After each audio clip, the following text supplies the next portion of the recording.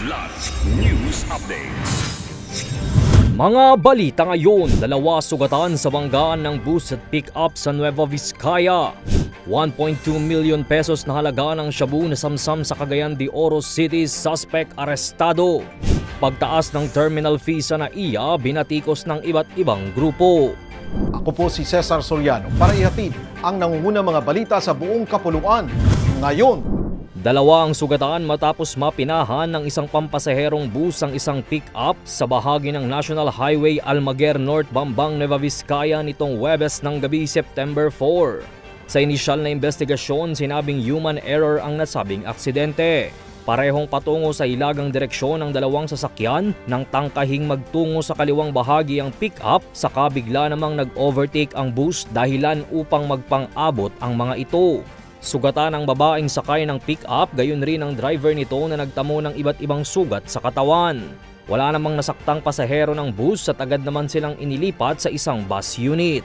Nasa kustodiya na ang bus driver na handang makipag-ayos kapalit ng hindi pagsasampa sa kanya ng kaukulang kaso.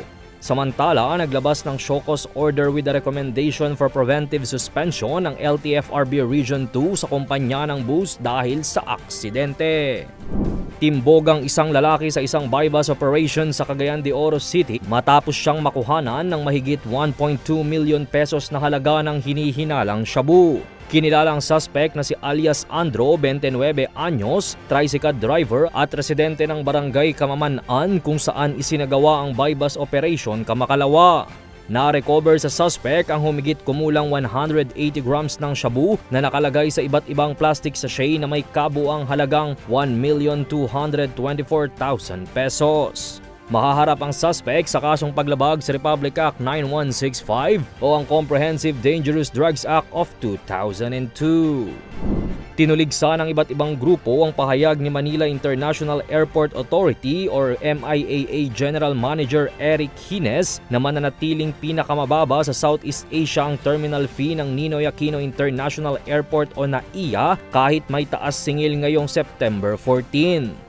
Mapanlin lang umano ang pahayag dahil hindi isinasaalang-alang ang kalagayan ng pasilidad ng NAIA na luma at walang bagong infrastruktura mula pa noong 2014. Nakatakdang itaas ang international terminal fee mula 550 pesos tungong 950 pesos at domestic fee mula 200 pesos tungong 390 pesos. Iginiit ng mga abogado na bago nagpatupad ng dagdag singil ang iba't ibang bansa tulad ng Singapore at Thailand ay una munang nag-invest sa pagpapagawa at pagpapalawak ng paliparan.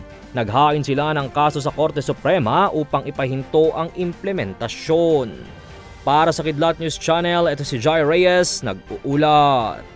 Ako po si Cesar Soriano, kasama nyo sa bawat pagputo ng balita.